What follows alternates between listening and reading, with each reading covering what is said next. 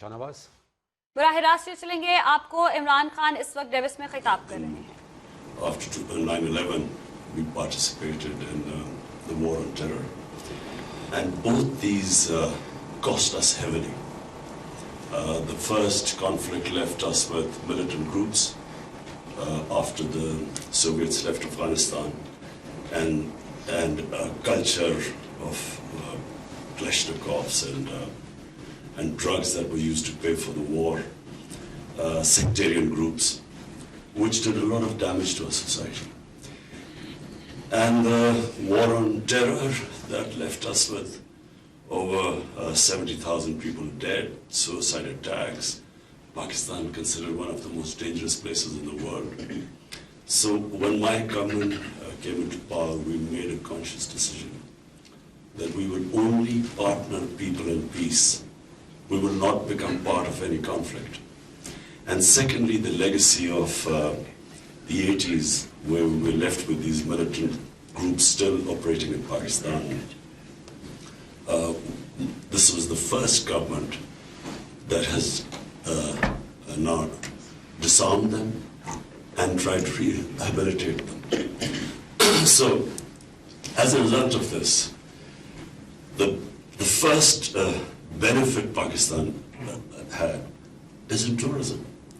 Pakistan is probably one of the most, in terms of tourism, one of the most undiscovered countries in the world. It has one of the oldest civilizations, the Indus Valley, 5,000 years old. It is, in terms of a country which is sacred, which has sacred places for 4 religions: Hinduism, Buddhism, center of the old Buddhist civilization, and then Sikhism, and then of course Sufism. So all this potential was untapped. Then it has the one of the most undiscovered mountain areas. Half of the world peaks, over 24,000 feet, are in Pakistan. So the first impact was that tourism doubled in 1 year. It doubled. It was named, Condé Nast magazine named it as the most exciting tourism destination, and the British Backpackers Association, they sort of named it as the top destination. And we believe that in tourism, Pakistan can collect a lot of revenues, especially foreign exchange. When we assumed power, the biggest problem was our current account deficit. So this shortage of dollars meant that the currency was sliding. So number one impact on tourism. Then the next thing was investment. We have a young population, need employment, and the only way we can give them employment is by bringing investment, local investment. Start reindustrialization. In the 60s, Pakistan was one of the fastest growing countries in terms of industrialization. We were the fastest in the subcontinent. We lost our way in the 70s because of an ill-conceived nationalization, which just stopped our industrial growth. And then this socialist mindset, which was anti-profit making. So we have reversed this. Now the government is actively incentivizing industries and investment. So we then try to remove all the hurdles in the way of investors. So the World Bank, its index for ease of doing business, Pakistan was one of the top countries. We climbed 28 places. Of course, a long way to go, but this is the direction the country is headed. Our investment in 1 year foreign investment jumped 200%. So, and profitability, I think Unilever is here, their profitability went up. The other is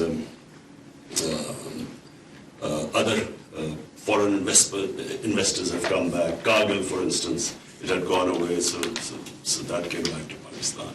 So the whole idea is to now incentivize businesses, industry, remove hurdles in their way, change the mindset from the socialist mindset, which was envious of profit making, change it to the more people make profits, the more investors come to your country. And to ensure that we do not go back into the days of, when you have conflict. We have played our part in trying to avert the conflict between Saudi Arabia and Iran, which would be disastrous for Pakistan. So Pakistan played its part there. We are now working actively with the Americans for peace in Afghanistan.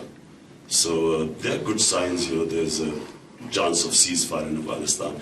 Very important for us because that opens up the economic corridor from Pakistan to Central Asia. The areas where we are hoping to attract investment, agriculture is one because we have fertile agricultural land, but unfortunately very low productivity because there have been no new techniques coming in. We don't utilize the water properly and so on. So we are trying to attract investors in agriculture. In minerals, Pakistan has probably one of the best gold and copper reserves, but still we haven't had mining companies coming to Pakistan for various reasons. So we are now giving them very good terms for the mining companies to come over. And and also the other area, we now revolutionary first time in Pakistan is trying to go into digital Pakistan. We have our young experts in that area, Tanya, who's come back from Singapore, and she's handling that. So we are inviting foreign companies, technical companies to come and invest in that. So basically, we are right now, first year was spent in stabilizing Pakistan also because we inherited, as I said, this huge current account deficit. So the first year was really stabilizing our currency. We brought down our current account deficit by 75%. And now this year is the year where we want our economy to grow. And we need growth because obviously we want to provide employment. We have the second youngest population in the world, so we need to, the economy needs to grow. So we're doing everything possible to attract investment and make it easy for our local industry to invest, giving them incentives. And as I said, it's the first time since the 60s that a government is consciously now planning to help its industry grow. Minister, thanks for that and for really spelling out what you want to achieve. Can I just...